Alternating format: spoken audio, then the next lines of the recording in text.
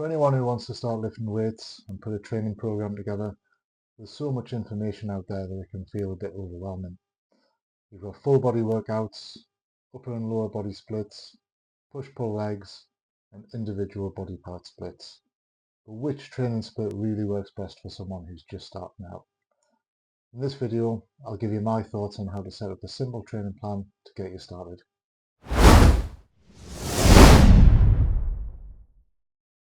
So, which is the best split to use? This is a question I possibly see being asked more on social media than anything else, and the answer is not really what you'd expect. Anyone that's ever trained with weights will have their own preference for setting up a program and will likely argue their approach works best, which is probably true for them. The simple truth is that everything works. Everything.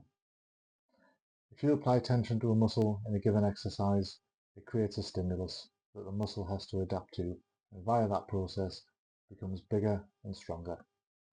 So, why do people try and make it so complicated? Well, without a problem, fitness companies can't sell a solution, which is why there's so much conflicting and complex information out there. No wonder people who want to start training and getting in shape don't have a clue where to start.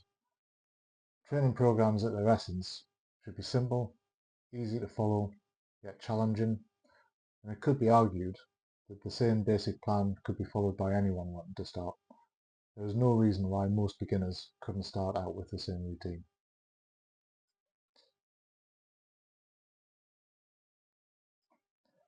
So why does everyone follow different training plans?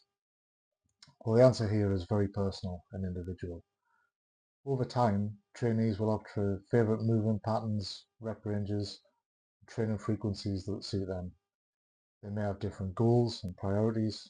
They may have injuries or mobility issues that make some exercises difficult to do, but most will end up settling on something that works for them, and their training plans will evolve through personal preference and trial and error.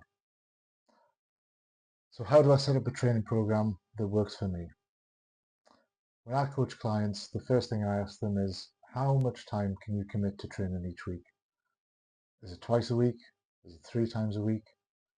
Or do you want to show up 6 days a week? Next, I'll ask them how much time they can commit within each session, so I can understand how many hours a week we're working with. The answer to this question will largely determine how the training program is split, but ideally, you want to use the amount of time available as efficiently as possible to get the most out of your training. First one we're going to look at is twice a week. So this is probably the minimum effective weekly amount of training time. So in this instance, my personal recommendation would be a full body workout twice a week, where you cover all body parts in a session. So we're potentially looking at around 2 to 4 hours max per week, which is not a lot of time.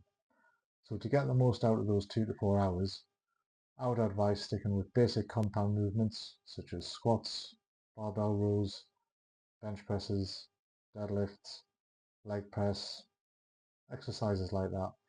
These kinds of exercises are going to give you the most stimulus in the shortest amount of time possible, and with enough recovery time to be able to repeat the workout again that week.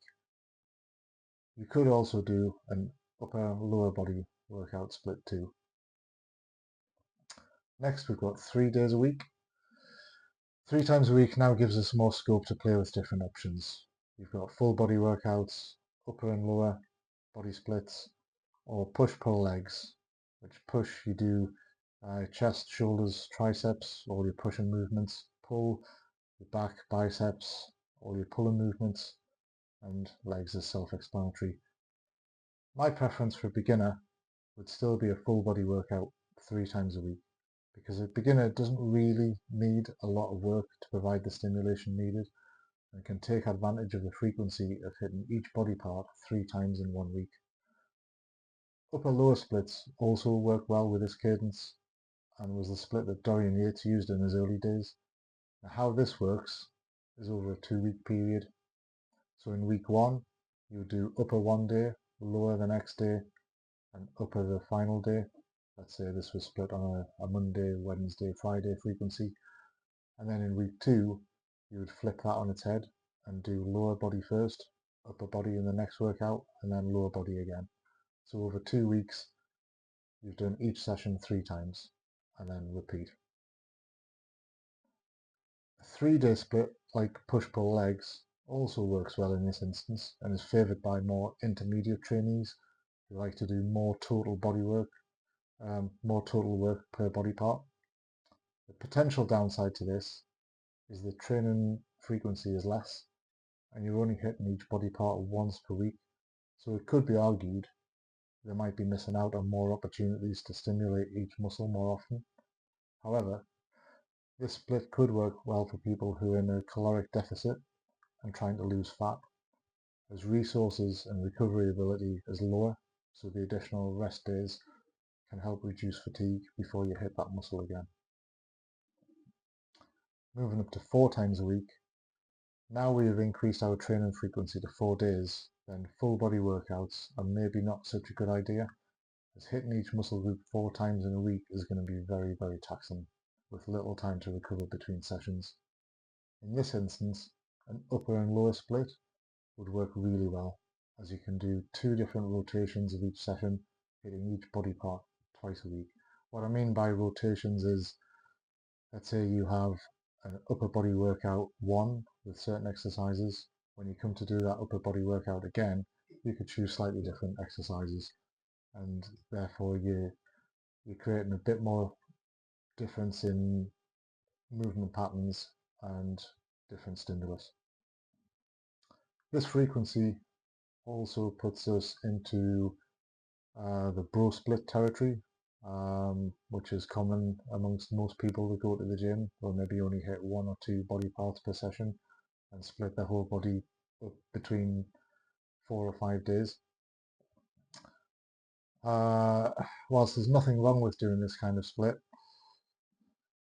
it's typically not as efficient for a beginner or intermediate trainees, as they're only hitting each muscle group once a week and do not likely need that much stimulus again for one muscle group in a single session.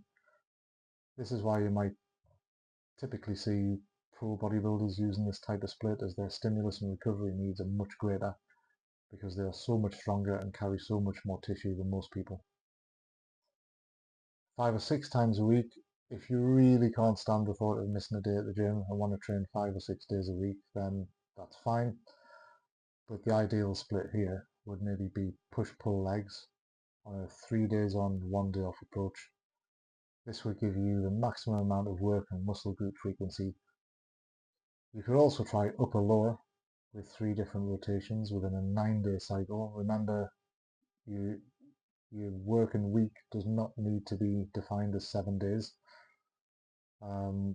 You could do 2 days on, 1 day off, and repeat that 3 times.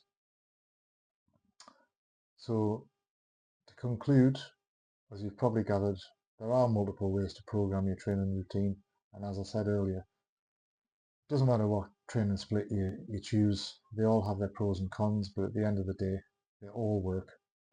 That being said, for most clients, depending on their experience, my preference is usually to opt for a full body workout 3 days a week, or an upper and lower split over 4 days per week.